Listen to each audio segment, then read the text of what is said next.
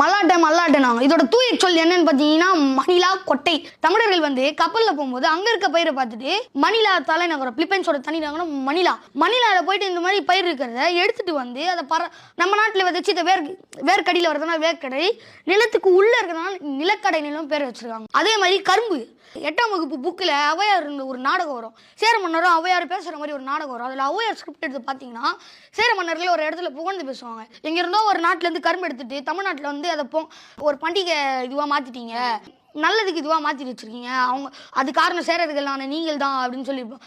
இன்றைக்கி கரும்பை வந்து தமிழ்நாட்டிலே எல்லா இடத்துலையும் விதைக்கக்கூடிய பயிர்களாக மாற்றிருக்காங்க. அதே மாதிரி நான் நீர் பற்றி சொன்னேன்ல, நீர் பற்றி ஒரு முக்கியமான குறிப்பு ஒன்று சொல்கிறேன்.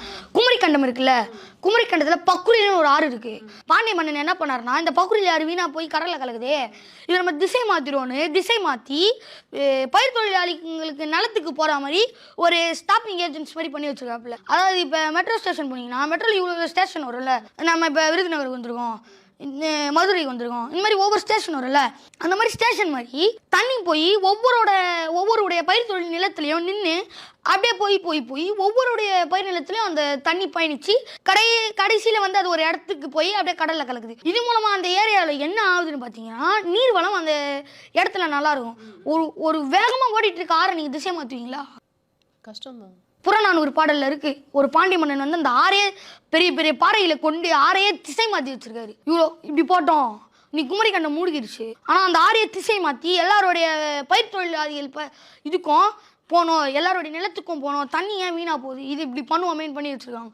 அதே மாதிரி காவிரி எவ்வளோ வேகமான ஆறு நீங்களே சொல்லுங்க, அடிச்சுட்டு போயிடும். அது அவ்வளோ வேகமான ஆறை கட்டுப்படுத்தி 2000 வருஷத்துக்கு முன்னாடி கட்டுப்படுத்தி இன்னைக்கு உலகமே போற்றப்படும் கல்லணை கட்டி சாதனை படிச்சிருக்காங்க கரிகால சோழன். இதெல்லாம் யாருமே பண்ண முடியாத சாதனை. இந்த சாதனைகளெல்லாம் தமிழ்நாட்டு மக்கள் பயிர் தொழிலில் சிறந்து விளங்கினதுனால நீர் வேளாண்மையிலையும் சிறந்து விளங்கி இருக்காங்க. ஆமாம், பயிர் தொழில் பண்ணியிருந்தாங்க அப்படின்ற பயிர் தொழில் பண்ணதுனால தான் நீர் தேவைப்பட்டிருக்கு. இல்லைன்னா நீர் தேவைப்படாது.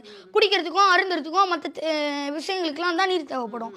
ஆனால் பயிர் தொழில் பண்ணனால தான் இங்கே கல்லணை பக்குரில் ஆறு மூழ்கி போச்சு. இந்த மாதிரி வரலாறு புறநானூறு பெரிய தமிழர்களுக்கே உரித்தான அடையாளம் இல்லையா? சோ அப்பவே வந்து நீர் மேலாண்மையிலும் சிறந்து விளங்கியிருக்காங்க.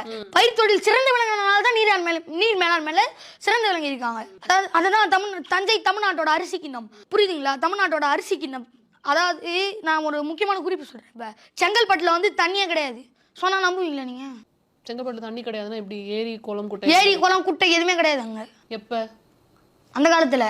ஆனா அதை வந்து ஏரி வெட்டி பல்லவர்கள் வந்து அந்த மாவட்டத்தை ஏரி மாவட்டமா மாத்தி வச்சிருக்காங்க.